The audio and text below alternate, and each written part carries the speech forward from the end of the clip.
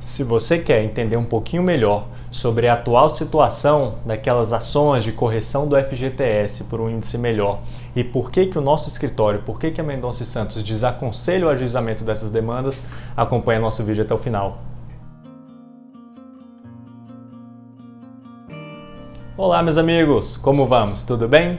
Aqui é o Lucas Santos, da Mendonça Santos Sociedade de Advogados. Sempre um prazer falar com vocês aqui no nosso canal. Hoje a gente vai falar um pouquinho sobre essas demandas de recálculo do FGTS que tomaram um rumo inesperado e talvez um rumo não muito legal para a gente, tá bom? Relembrando para aqueles que não conhecem, essa ação do FGTS foi uma ação que foi muito noticiada há alguns anos atrás, aqui no escritório até chegamos a ajuizar algumas dessas demandas, e que voltou aí ao centro da atenção recentemente por conta de algumas notícias. É verdade que notícias, na verdade, não muito bem encontradas, tá bom? Mas essa ação basicamente dizia o seguinte: os depósitos que vocês têm nas contas vinculadas de vocês ao FGTS, eles têm que ser atualizados monetariamente pela Caixa Econômica Federal. É uma expectativa de que assim um depósito que tenha sido feito lá em 2000, 2001, ainda preserve o seu poder de compra agora em 2019, 2020, quando quer que vocês façam esse saque. Ocorre que a lei do FGTS, ela prevê que essa atualização monetária seja feita por meio da taxa referencial, a famigerada TR, e é uma taxa extremamente deficitária. O que eu quero dizer com isso? Que ela não contempla a inflação. Há estimativas aí, varia bastante a depender do valor que você tem depositado, como funciona, que dizem que esses depósitos ficaram defasados em até 88%, ao menos de 99 até 2013, que foi um período em que a TR foi praticamente zerada, apesar da gente ter uma inflação em alguns desses anos muito expressiva. Então, efetivamente, os trabalhadores, não apenas os bancários, mas os trabalhadores como um todo, estão perdendo muito dinheiro por ter o seu FGTS atualizado por meio dessa taxa. Então, no que consistia essa ação? Era uma ação que, baseada em recentes julgamentos naquela época do STF, pedia para que esse índice da TR fosse trocado por outro. Normalmente o IPCA-E era o que era mais comum. E esse índice sim contempla a inflação e naturalmente dá uma boa elevada nos valores que vocês têm por lá, tá bom?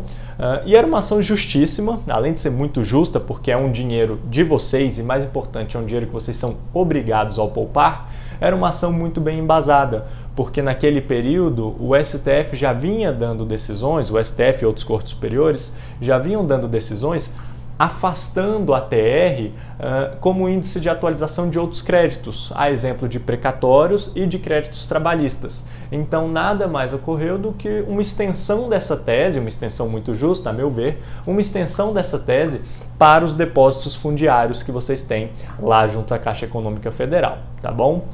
Porém, houve algumas alterações desde então, e quando a gente estava estudando agora para saber se essa ainda é uma ação viável ou não, essas alterações nos fizeram ter uma visão um pouco mais conservadora, diria até mais temerária em relação a essa demanda.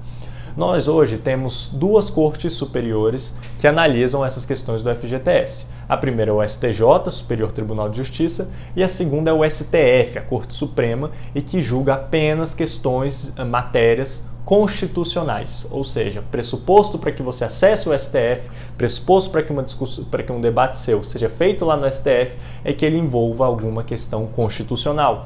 E ocorre que o STF, lá em 12 de dezembro de 2014, já tem um reconhecimento, tá? Depois eu coloco aqui na descrição o recurso onde ele deu esse julgamento, onde ele julgou dessa forma, mas o STF já reconheceu que essa discussão de qual é o índice de atualização aplicável ao FGTS não é constitucional. Significa que a discussão não é com ele.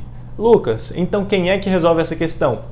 O tribunal que está diretamente abaixo, o STJ, Superior Tribunal de Justiça, e que é conhecido de uma forma que bem minimalista, gente, bem grosseira até eu diria, como o guardião das leis infraconstitucionais. Significa que aquilo que não é Constituição tem que ser resolvido de forma definitiva pelo STJ. E ele resolveu. Agora, em meados de 2018, salvo engano em abril, acho que 11 de abril de 2018, houve um julgamento pelo STJ que decidiu que o FGTS ele é regulado por uma lei própria. E é essa lei que dispõe que a ATR é o índice aplicável para esse tipo de atualização. Sendo assim, não caberia ao judiciário mudar esse índice de correção, porque isso seria até mesmo ofensa à separação de poderes. Onde essa mudança deve ser buscada é lá no Legislativo, que foi quem editou essa lei, porém não aqui no Judiciário. Então, por conta disso, eles mantiveram a TR, por conta desse aspecto técnico, mas extremamente relevante, eles mantiveram a TR como índice de atualização aplicável, tá bom? Gente, isso não quer dizer que o Lucas concorde, que a Mendonça e Santos concorde com essa tese, pelo contrário, continuamos achando que é uma grande injustiça, mas fato é, STJ disse, está dito. A gente até brinca que quando sai um julgamento dessa natureza, o quadrado vira redondo. Ah, Lucas, mas eu quero entrar com outras demandas para discutir isso. Eu confio que a gente vai ter, que nós vamos alcançar uma decisão mais justa futuramente, coisa do tipo. Gente, é extremamente desaconselhável. O STJ tomou essa decisão no que a gente chama de um recurso repetitivo. E a lei diz que esse recurso repetitivo forma um precedente muito forte. Ele forma um precedente vinculante. Significa que todo o judiciário que está ali abaixo do STJ, juízes de primeira instância, desembargadores de segundo grau, devem observar esse julgamento. Inclusive estão sujeitos a, abre aspas, punições, caso não façam, reclamações, essa coisa toda, justamente porque é esse precedente com tamanha força.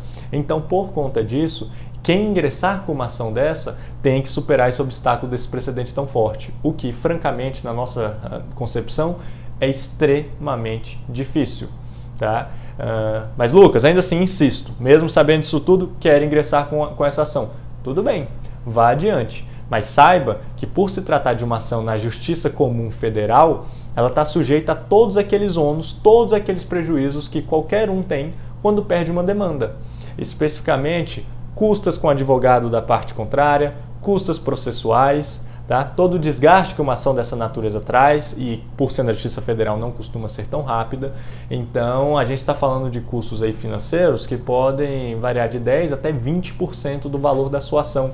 Então pode sim ser um valor expressivo para entrar com uma demanda que já tem uma sinalização muito forte de que não vai dar certo, com um custo muito relevante para todos vocês, tá bom? Então é por conta disso que, até mudando a nossa posição anterior, mudando até mesmo a nossa posição, que nós conversamos com alguns clientes muito recentes que estiveram aqui no escritório, a gente desaconselha o ajuizamento dessa ação. É extremamente temerário ajuizar novas demandas dessa natureza. Ah, Lucas, mas eu sei que tem um prazo morrendo agora, em novembro de 2019, outubro, que após esse prazo eu não vou mais poder requerer desde 99 até hoje, eu só vou poder requerer os últimos 5 anos de diferenças nos depósitos ao meu FGTS.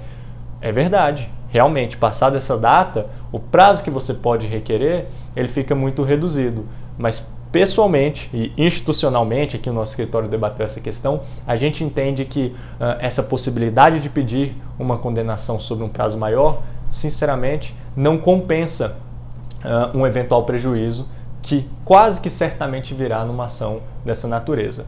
Existem outras demandas, ações de inconstitucionalidade, coisas do tipo, que estão sendo discutidas no STF, nas quais, eventualmente, pode ser que haja uma mudança nesse panorama. Porém, hoje, o precedente que a gente tem e o precedente que é vinculante é esse do STJ. Portanto, meus amigos, até com certo pesar no coração, porque entendemos que é uma questão da maior justiça, entendemos que essa demanda não é mais possível, tá ok? Essa é a nossa posição, mas naturalmente ficamos à disposição para debates, para dúvidas e esclarecimentos, seja aqui no nosso canal, seja nos nossos meios de contatos que estão aí na descrição do vídeo, especialmente o nosso WhatsApp, tá ok? Como sempre, um prazer falar aqui com vocês, vamos adiante e até a próxima. Tchau!